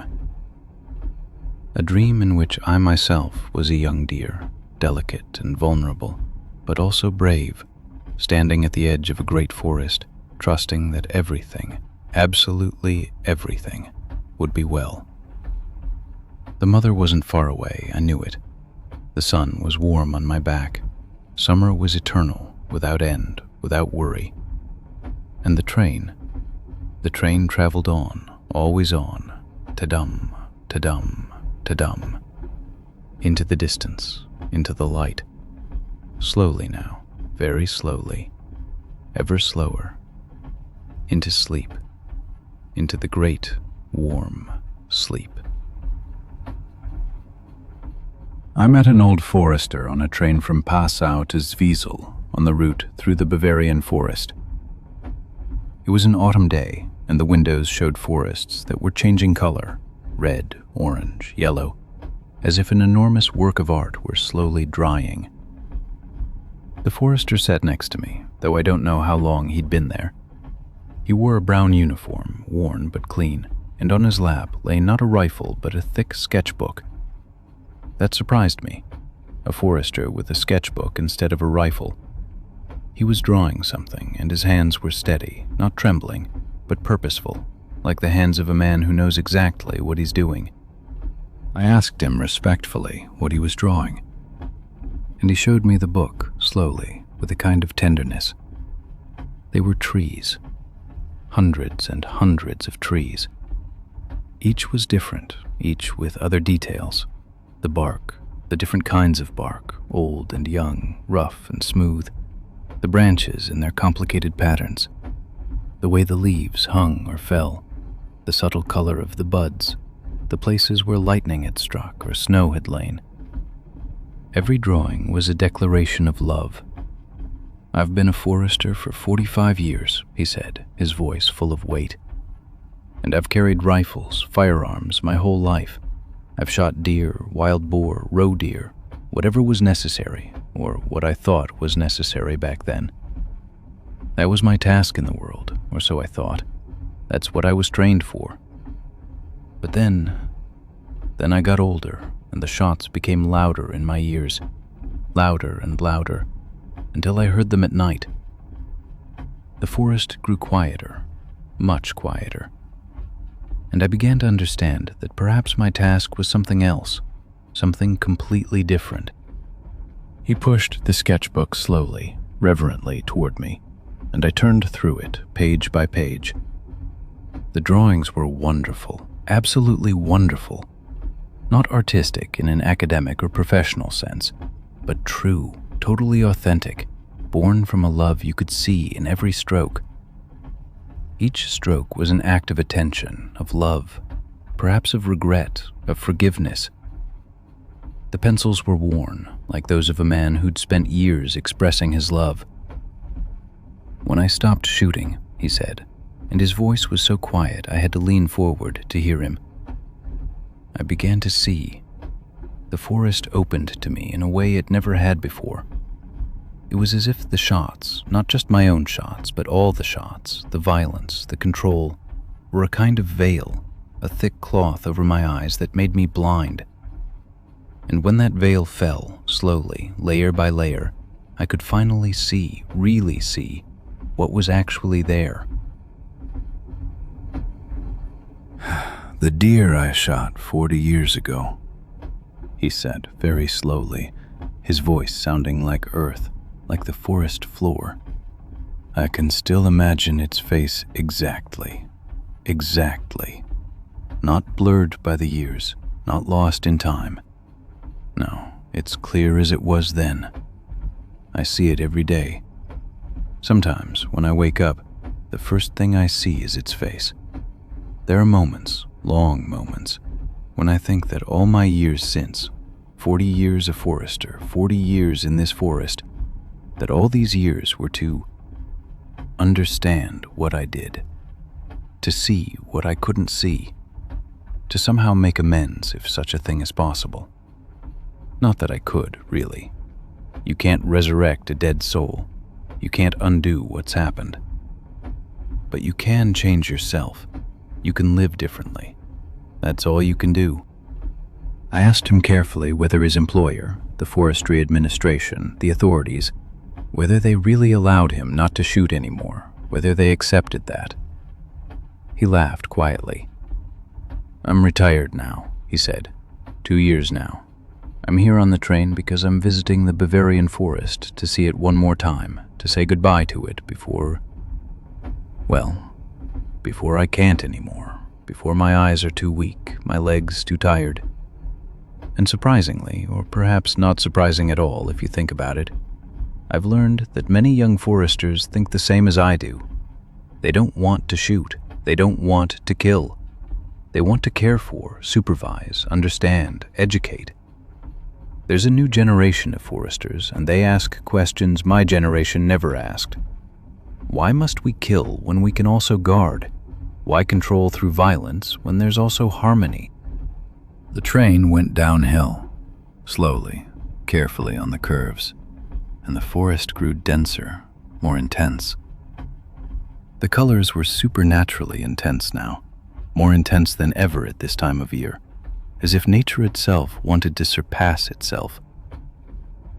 The old forester pointed to different trees, oaks with their gnarled, strong trunks, to spruces with their dark, dense crowns, to beeches with their silver trunks and golden foliage.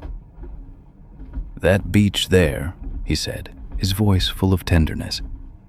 "I planted that 33 years ago as a young man. It was a tiny sapling, as big as my own hand, so delicate I thought it wouldn't survive. But I cared for it, brought water in summer, protected it in winter. Now look at it, there, glowing golden. Now it's a large, strong tree, strong enough to survive whatever comes, and it will live long, very long after I've died. Its roots are deeper than my memories. Its leaves will seem longer than my whole life. That's something different from shooting. That's something that really means something, that lasts, that lives." "There are moments," he said, still gazing at the passing trees into the golden autumn distance, "when I think that the whole story of mankind and the forest is a story of violence, a sad, long story. We shoot, we chop, we clear, we cut, we control.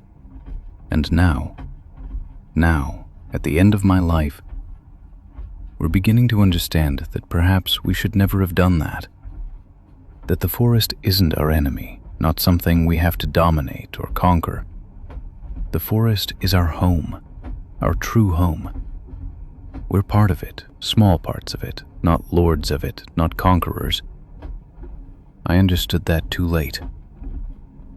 He pointed with a trembling finger at his sketchbook. "This is my way of making peace with what I did, with my shots, my control. Every stroke in this book is like a prayer, a small, quiet prayer, that the trees forgive me, that the forest forgive me for what I didn't understand."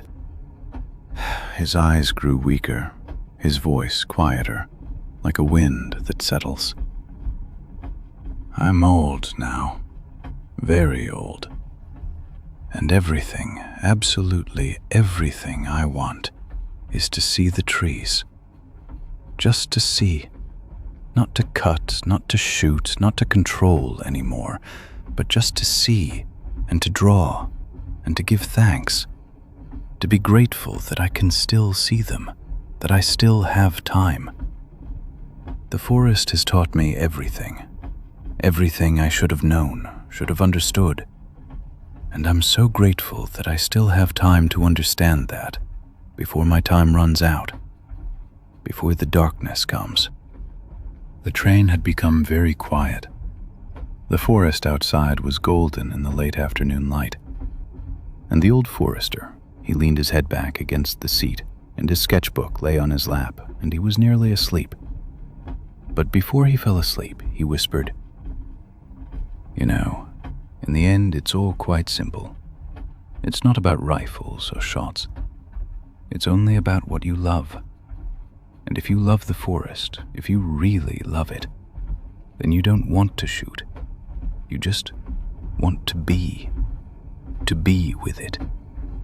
With it, to be." The train grew slower as we approached Zwiesel. Dusk came, soft and blue. The trees became shadows. The sketchbook lay still on the old man's lap, and he slept, his face at peace, without the weight that had lain on it so long. And the forest, the wonderful, strong old forest, it passed by unharmed, unafraid, and we were only visitors, marveling, grateful, slowly sinking into dream. I met a woman on a train from Eisenach to Gotha on the route through the Thuringian forest. It was spring, and outside the fruit trees were blooming with delicate pink and white, a contrast to the still green forest behind. The woman was old, very old, her hands darkened by charcoal, her work trousers gray with dust and ash, and there was a special scent about her, not unpleasant but spicy, smoky, sweet, like the smell of fire just going out or of wood just beginning to burn. She introduced herself as a charcoal maker, and I had barely understood the word correctly.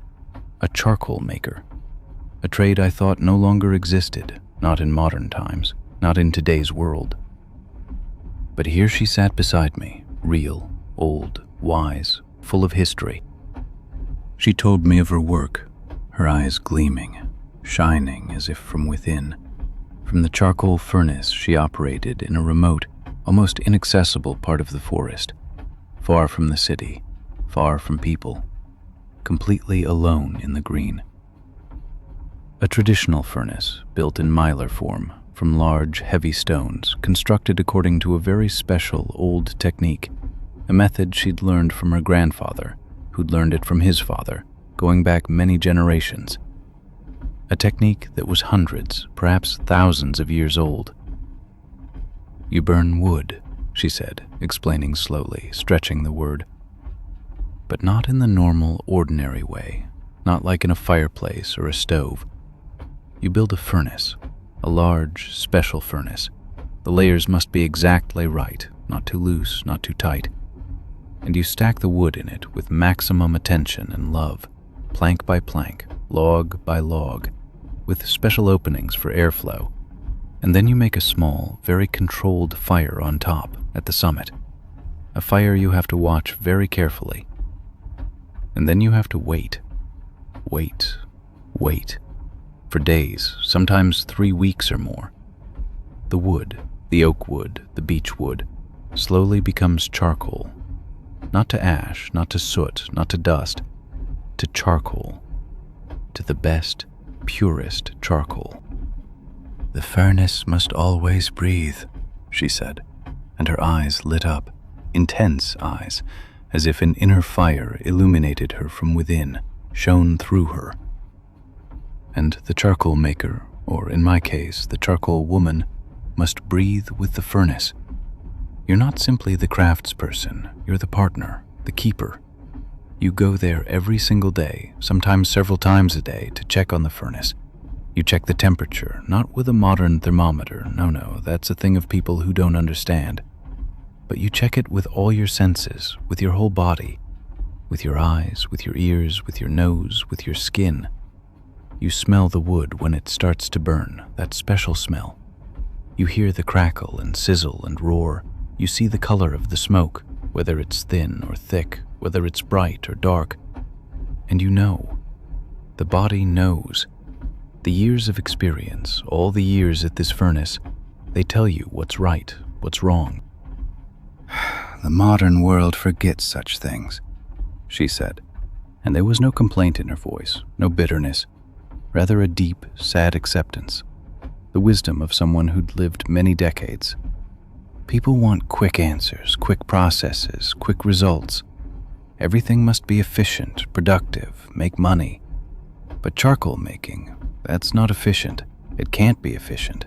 It's slow, it's patient. It's a real relationship between you yourself and the wood and the fire and time. It's a conversation with nature.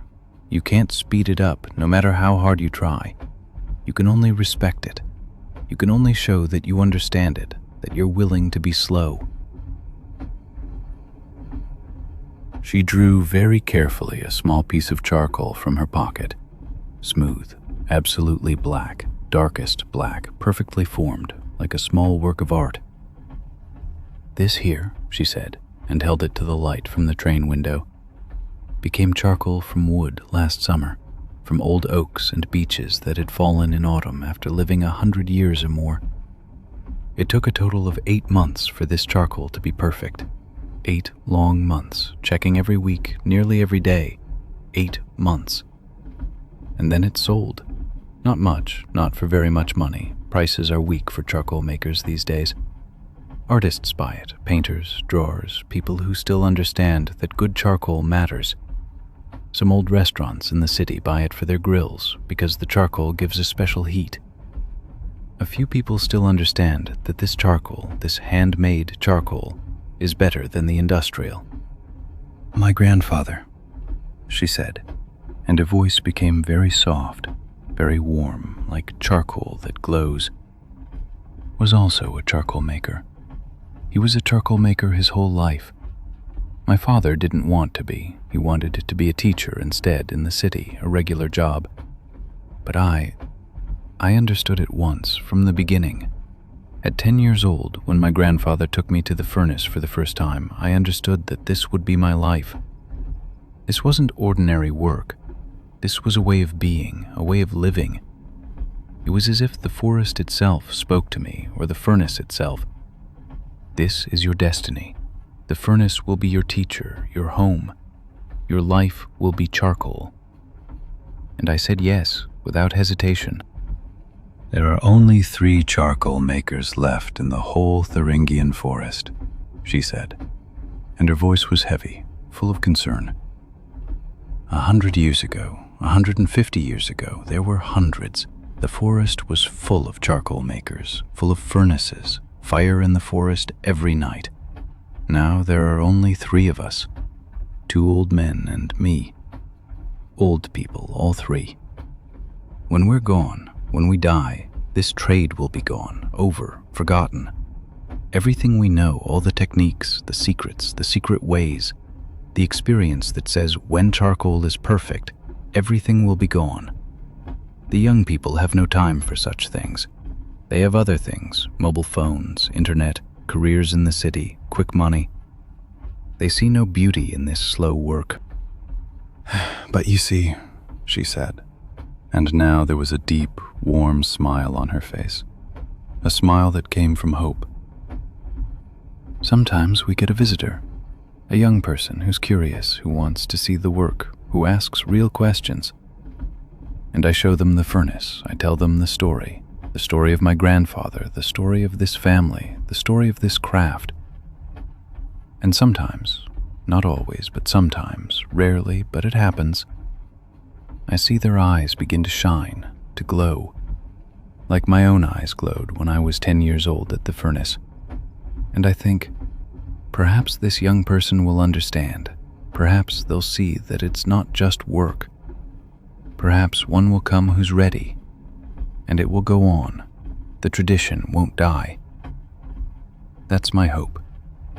That's my deepest hope for the furnace, for the forest. The train rushed through the Thuringian forest, through meadows and woods, through spring, and the charcoal maker leaned very slowly, her head against the cool window. The delicate spring green passed by, the first blossoms, the fresh life. "The furnace waits for me," she whispered, her voice quieter now, tired but fulfilled. "Always waiting. In a week I'll be back, in the week after that, and the week after. I'll check whether everything breathes right, whether the rhythm is correct, whether the charcoal matures as it should, slowly, patiently. And I'll be that old dance again, that dance between me and the fire and time and the forest, the dance my grandfather taught me. Until it's over, until I'm over, this furnace will be my life's work, my life itself. And that's enough. That's more than enough. That's everything I need."